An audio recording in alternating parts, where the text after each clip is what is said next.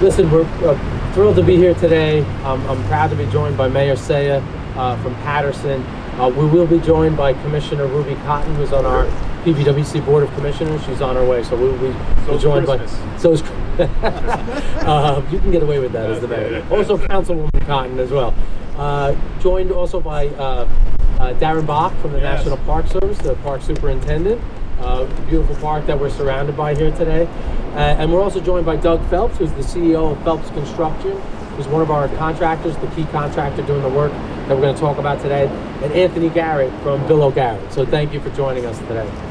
So proud to be here today to talk about this $2.1 million capital project that you see going on behind me. It involves two historic buildings. The first one is a pump house that was built in around 1895. And the second one is the gatehouse behind us that was built between 1906 and 1907. And again, we're surrounded by the Great Falls and the beautiful national park. So very historic site. On or about August 2024, we will complete this work, and both buildings will be restored to their original facade and will further enhance this area, which is right across from historic Hinchcliffe Stadium, which was just recently rehabilitated and is surrounded by this beautiful national park. We've hired the architectural firm of Bill Garrett, and enlisted the assistance of Mary Krugman, a historic preservation specialist, who will ensure this work is done within historical guidelines. The actual construction is being done by Phelps Construction, and again, happy to have them here today. So the water that is used in this pump station, the capacity is almost 20 million gallons a day, which serves predominantly the city of Paterson. Some smaller parts of Clifton and Passaic are also served as well.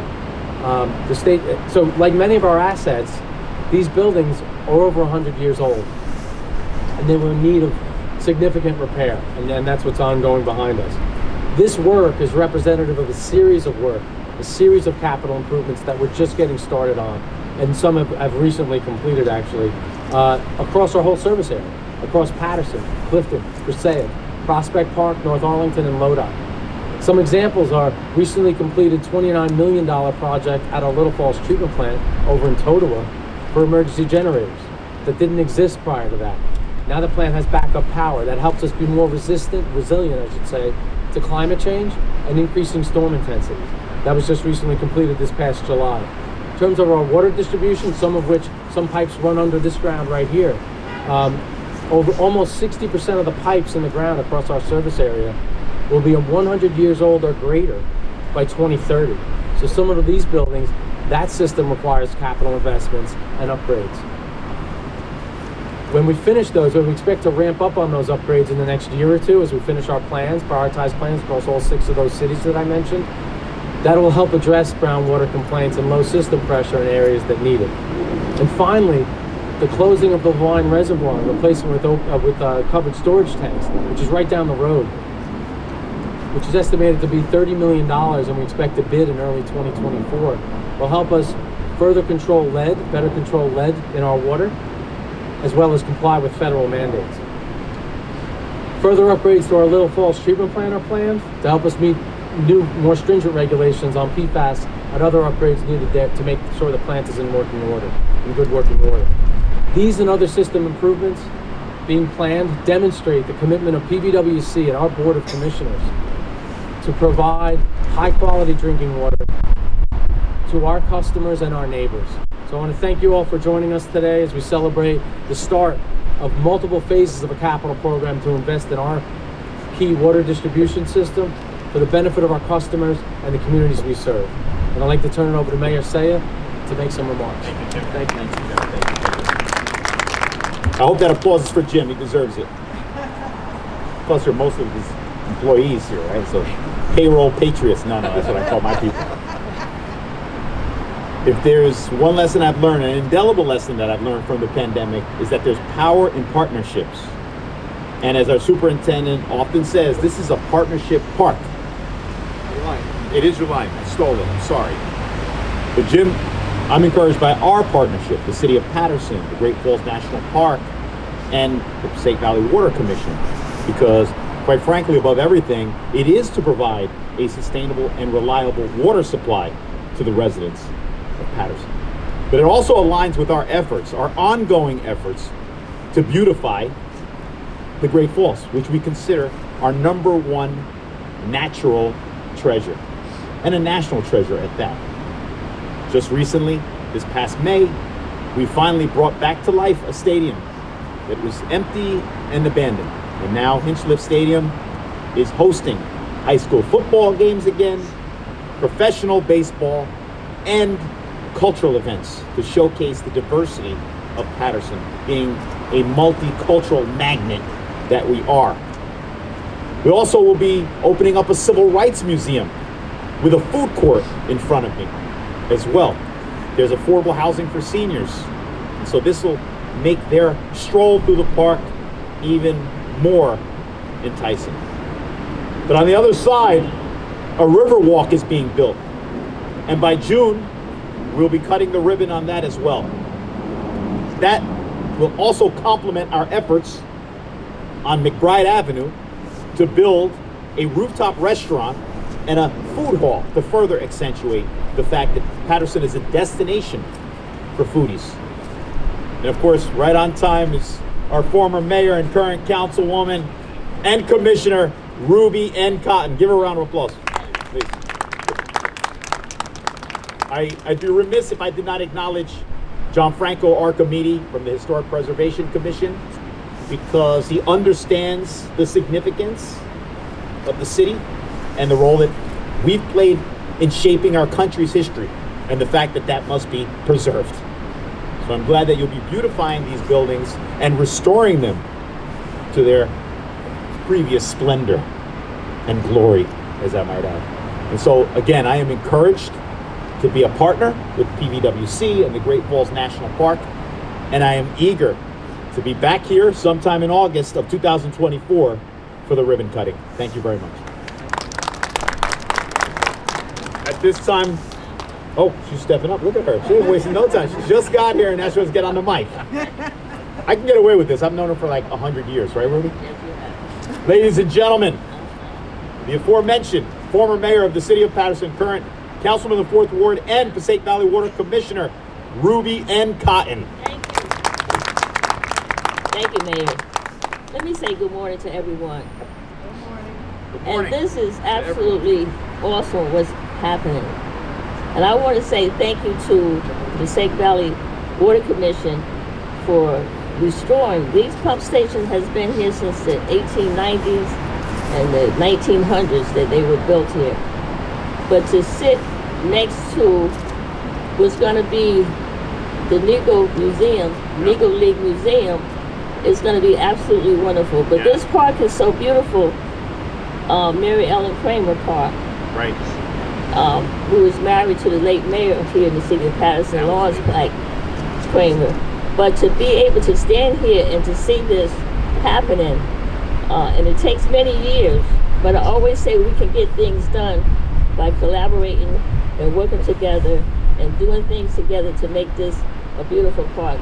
And what I would like to see, and as the mayor said, I am a board commissioner here.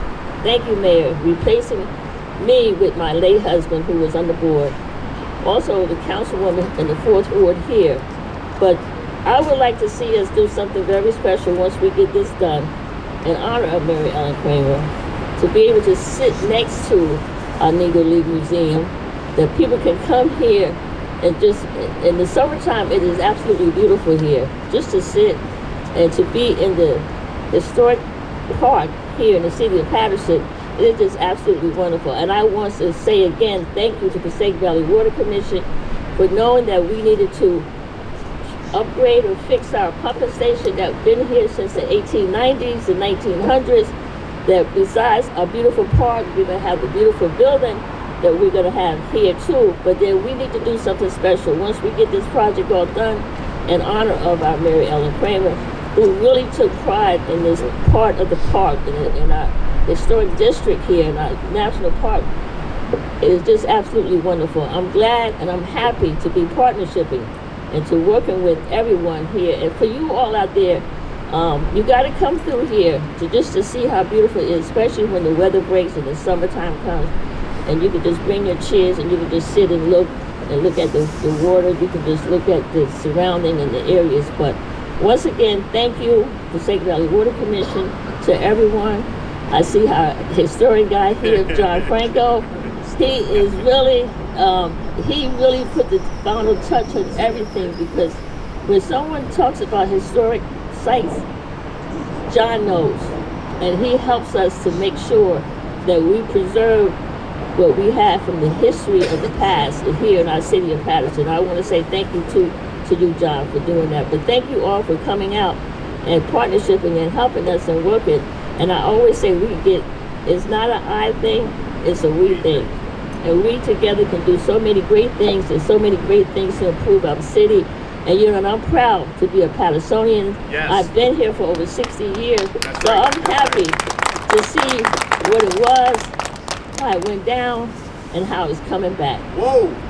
That is absolutely wonderful. I see it, and I'm proud to be part of this process, to be proud to be part of sitting on the city council, to be able to vote, Mayor, on items that are so important to preserving our city and that we need to preserve. Thank you again. God bless you all. Thank you. Thank you.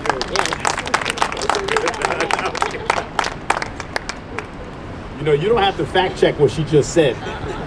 That was not fake news. She supported every initiative, whether it was Hinchcliffe Stadium, the affordable housing, the Civil Rights Museum, Negro Baseball League Museum, anything with the Great Falls. She's always been a solid, steadfast supporter. Thank you. Give her another round of applause, because I'm proud to be a Patersonian too. And I'm glad, Jim, I'm glad that she shed light on Mary Ellen Kramer, who was a very active First Lady here in the city of Paterson in the 60s, the 70s, and in the 80s as well. My second favorite First Lady, if you know what I mean. I want to go home tonight. So, but it's true. But back in June 6, 1976, then Mayor Lawrence Pat Kramer brought a sitting president of the United States to Paterson to come and see the Great Falls for himself. And it was a rainy day, but despite the inclement weather, he got a good glimpse of what we're really proud of, what we call our Niagara. So this will only enhance the aesthetic appeal of our Niagara Falls. So at this time, the leader of our Niagara Falls, we have a lot in common. We love Paterson. We love the same Christmas movies, right? A Year Without a Santa Claus. Our superintendent of the Great Falls National Historic Park, Darren Bach. Thank you, Burgermeister Sayegh. Appreciate it. Well, Jim, Mayor, Ruby, you've all addressed my talking points in thorough. There's nothing left to say. So, but as the superintendent of the Paterson Great Falls National Historical Park, and also as a native of this city, and someone who my grandfather used to take here to these falls when I was a young man, and was just privileged to be serving here at this national park. And most of us, if you think about a national park, you might think of a Yosemite or a Yellowstone or Acadia or the Statue of Liberty or Grand Canyon, or maybe the Grand Canyon. But of the 425 units in the system from the Virgin Islands to Hawaii to Alaska, most of them are actually sites of great historical and cultural significance.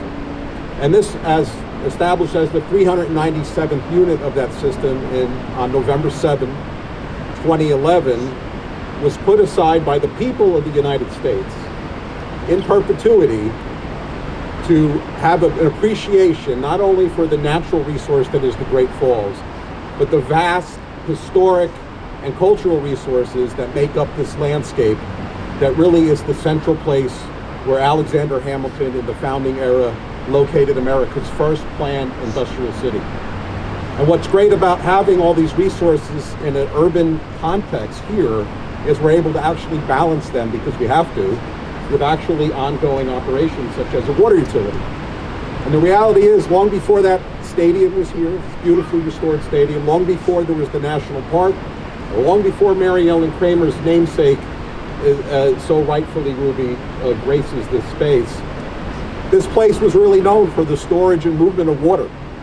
So the Water Commission kind of been here a lot longer than the rest of us.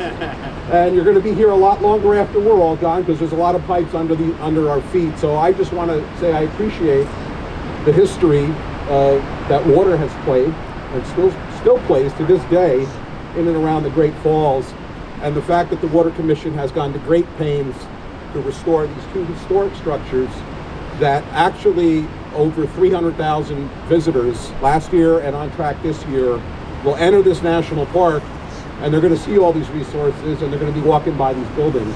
And so I'm privileged finally to see this work that is going to help beautify this area. And as everybody said, this is a partnership park, and we will continue that partnership going forward as the Water Commission has an in-holding here in Mary Ellen Kramer and these structures. We will continue to work together to balance operations with visitor services and history and preservation. We can do all of that and do all of it well. So thank you for the time. Thank you for the beautiful weather. And I guess I'll turn it back over to I just want to say the Burger Meister or Meister Meister Burger. Before I turn it back over to Jim, I just want to point out the fact that so transformation has taken place here in the last decade, and that's a testament to the leadership of Darren Bach. So we really appreciate you, and I couldn't just sit back and not say anything about the influence that you've had and the instrumental role that you've played in transforming our national park.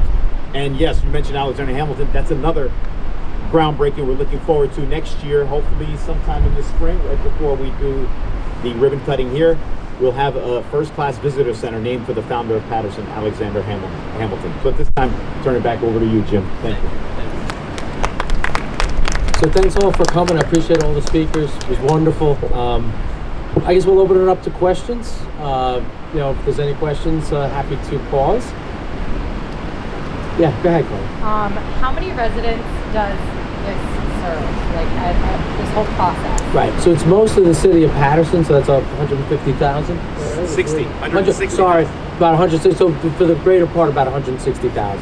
So what benefits are coming from this for the Paterson residents? So we have further upgrades, for our pumping station, similar to what I talked about before, electrical upgrades, that'll come. Right now it's more on the facade, it was falling apart. We had the roofs actually had caved in, we had tarps over them, so we needed to, just even protecting the equipment inside, this made sense as the first step. But there's more planned coming on electrical upgrades, pumping upgrades, which is it's normal replacement cycle. But right now they're operating fine. We're providing that water, high quality water to the residents. So the paramount thing was stabilizing the buildings, getting the roofs back on, and making sure it's historically consistent. And after you remodel all of this, how long do you think it's going to last moving forward? Oh, this is like 50 years or so. Yeah, it should be. Yeah. Thank you. Good question though. I did. Oh, you did? I did. And again, just to acknowledge Doug Phelps, our CEO for Phelps Construction, Anthony Garrett with Bill O'Garrett, of the architects. So appreciate both of you. Again, any questions, we're happy to pause. If not, that kind of concludes the press conference. So Mayor Sayegh wants to talk about football. I can't. I said if you want to address the percentage the Giants have at this point of making the playoffs this season, but I think that concludes. Yes, thank you, everybody. Thanks, everybody. Thanks for coming. On that note. Yeah. Thank you very much.